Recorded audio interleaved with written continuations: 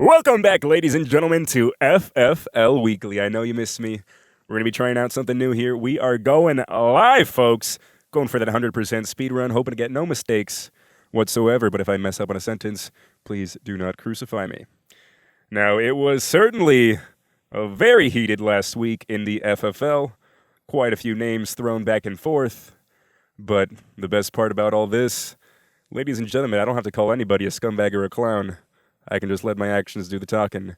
And how about that action in America's Game of the Year? Oh, boy. 104-point spanking of Rest in Peace Pop Smoke. Bangers and Mash putting up 222.8 points. That margin of victory bigger than 3 teams' outputs from this week. In fact, a funny little fact here, folks. If Bangers and Mash only started CMC, Alvin Kamara, and Tyreek Hill, this would have been a 118 to 116 game. How fun is that? Just going down the board, it's ridiculous. Everybody had their best game of the year practically. Kyler Murray with 30, CMC with 42, Alvin Kamara saying, jinx, I also got 42. Cooper Kupp with a pedestrian 22.9, Mike Evans 18.3, Zach Ertz 13.4, Tyreek Hill 31.5. Goodness fucking gracious, was that a dominant performance. Well, that's about it for that game. There's really nothing else to say about that one. I know LGM was missing Jamar Chase, but you got to reconsider. Bangers and Mash was also missing RB1 overall Austin Eckler, so this was a fair fight, and just ended up going the Bangers' way. Remember, folks, respect your elders, and yes, you can call me daddy. Up next, the Hogs getting back on track, baby. 177 points for your second highest score of the week. Unfortunately, the Rejects Revolution put up 134 points and still lost by over 40. Quite an unfortunate pairing that they got this week. The Hogs just had an incredible performance from their running backs. Travis Etienne, with that Jacksonville backfield all to himself, drops 25.2 on Sunday morning. Also, Jalen Waddle, part of this Tua resurgence, 30.6 for your young receiver. This guy's got to be towards the tops of your dynasty wide receiver rankings. And also, another man who benefited from injury, with Zeke out for the week, the true RB1 on the Cowboys was able to shine. Tony Pollard dropping 33.7. Now, for the Rejects Revolution, there is quite a lot to be happy about. First of all, Ramondre Stevenson, saw that tweet. He's like RB3 in the last 4 weeks. That dude's amazing. Yes, I do miss him very much. Also, DJ Moore, back on track. Now the Panthers actually have their best quarterback starting. He drops 27.5. DJ Moore looking like who we all expected him to be. And already with this performance, he is wide receiver 24. So not too bad considering how disastrous of a start that was. But congratulations to the Hogs. They have been working their way through the mud this week. And finally, they're rolling around in the mud like some happy little hogs. 177 points brings them up to 3-5, and they are tied in the standings with the Rejects Revolution. Up next, let's talk about the Multiverse moving up to 5-3 with a 35-point victory over the Ragtag Titties, who unfortunately fall to 2-6. The Multiverse on the Chiefs bye week were able to get things done. Captain Kirk Cousins, 27.4. He also just got that upgrade with TJ Hawkinson next week, but he's already off that Multiverse roster, so let's see who can pick him up. Up next, Derrick Henry, man. Wow. 35.8 points from the King. He is looking incredible. He is your RB5 on the season. And watch the fuck out, because Multiverse found their wide receiver 1. He is back. Y'all joked about the midseason rejuvenation. God damn it, that was my first slip up. 33.9 points for the Cardinal. And boy, did he help Kyler Murray. Thank you very much for returning from PEDs, DeAndre Hopkins. On the Ragtag Titties, they had an incredible performance from Dante Foreman. He is one of the best pickups of the year so far in the 2 weeks as starter. He's dropped 16 and now 31. But unfortunately for the other running back on the roster, Leonard Fournette, dropping 14.8, your RB8, best running back on the team. He is now a banger. So the Ragtag Titties fall to 2-6. They're looking to turn things around, and Team Cardoso has to be biting their nails quite a bit because they got some competition for Bijan Robinson. And let's talk about Team Cardoso. They lose by 8 points to King Nick, who moves up to 6-2. in sole position of the second place standings in the FFL. Currently, if the playoffs started today, he would also have a bye week right next to Bangers and Mash. He only puts up 103 points, but he still gets the dub. He got lucky with the matchup this week, let's all be honest. But oh boy, a dub is a dub, and you can't think about that at the end of the year. 103 points gets it done. Lamar Jackson had a pretty good game, 25.82. And if you really scroll down the roster, the only guy to break 20, aside from him, was Amari Cooper. And for Team Cardoso, the start of James Robinson ended up being the difference. Jamal Williams on the bench. I'm not making any complaints, but he did outscore James Robinson by 21. And Team Cardoso would be tied in the standings with, Ragtag Titties, if he did make that start. But fair is fair. Nothing I haven't done before.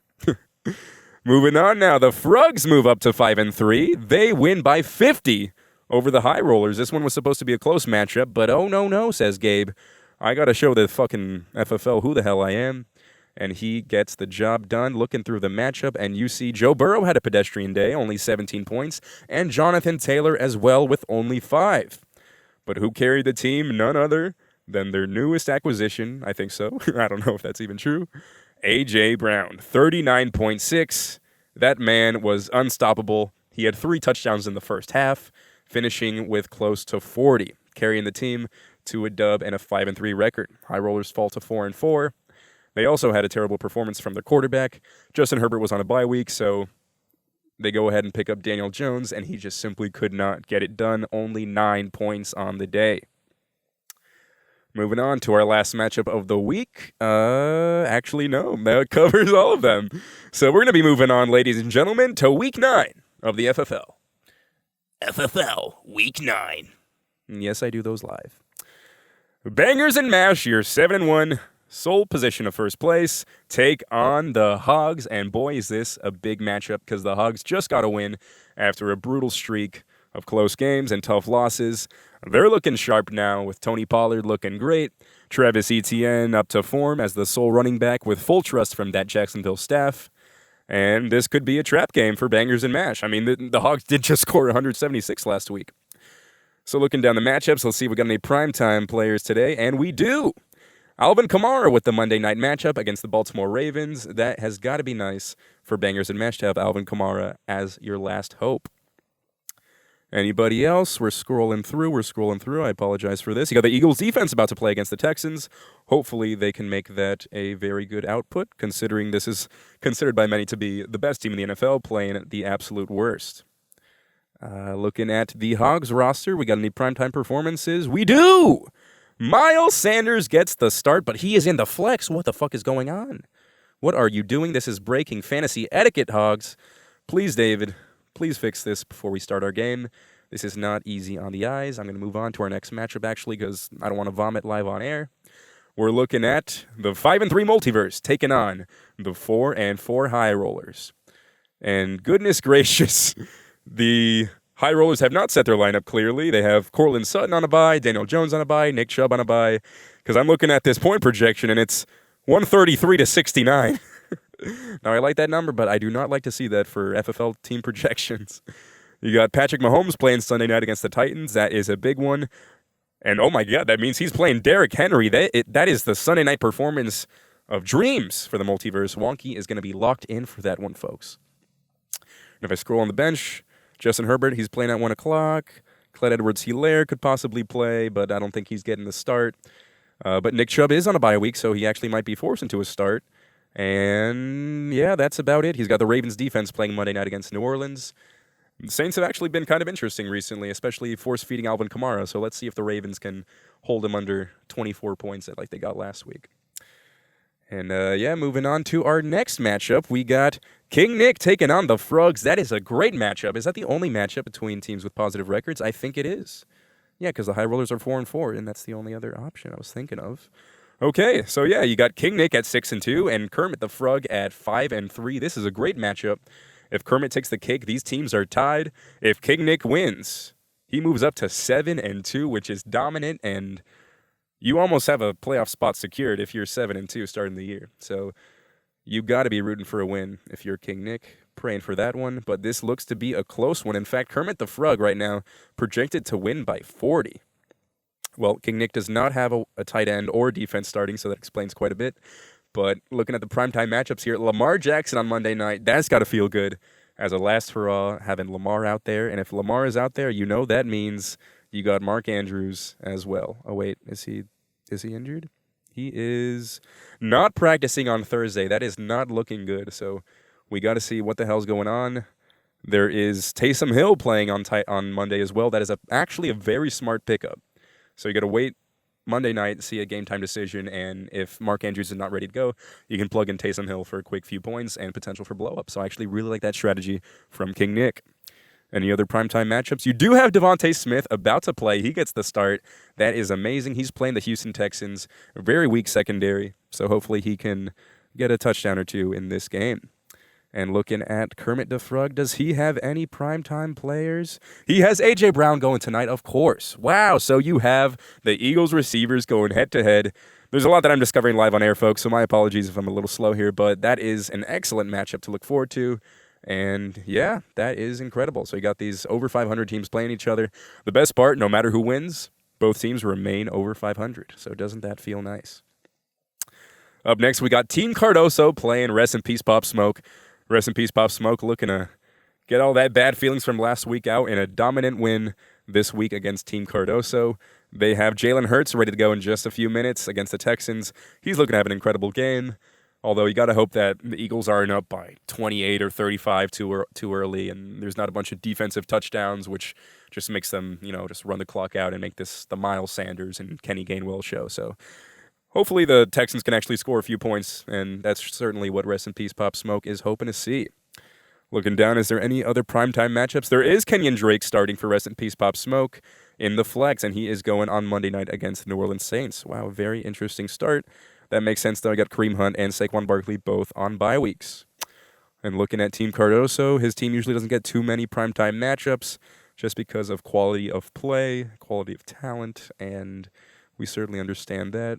So unless Sky Moore plays, Team Cardoso does not have any primetime players. Very interesting. And I'm very interested to see what he's going to do at quarterback because Russell Wilson is on a bye week. So very intriguing. We have yet to see what he's going to do in that regard.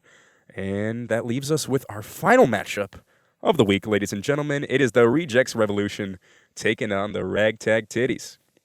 Now, very interestingly here, if the Ragtag Titties do get the win here, these teams will be tied in the standings. So a very pivotal game here for both teams.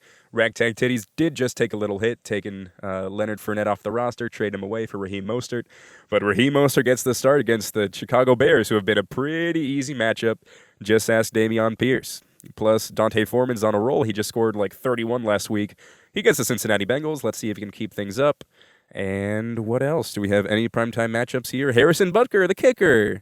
He goes Sunday night for the Ragtag Titties. And for the Rejects Revolution, you got Dameon Pierce taking on that fierce Eagles defense. Now, you got to hope for some points early from that Houston team if you are Ben, because let's just be honest. This really is the best team playing the worst team in football. So I could see this being 14-0, 21-0 pretty early, and Houston might shy away from the ball from the run game if that's the case. But on the other side of the ball, he's got Dallas Goedert starting too, so you have very much a lot of attention on this Thursday night performance if you are Ben. And I think that's going to do it, ladies and gentlemen. Thank you for bearing with me this week. Listen, your boy's got to collect bread. Just ask Oscar. Your boy was working a 9 to 5 and then some today, so apologies for the late episode of FFL Weekly. Apologize that I can't go and cut out every single fucking mistake and every breath I take, but I hope you enjoyed it. Got some ASMR action today for free on the house. Ladies and gentlemen, enjoy your football weekend. Enjoy that Thursday night football. Let bygones be bygones. I love every single one of you in chat. Remember, spread love, not hate. But if any of you want to suck my cock, my DMs are open. Take care, everyone. Have a good one.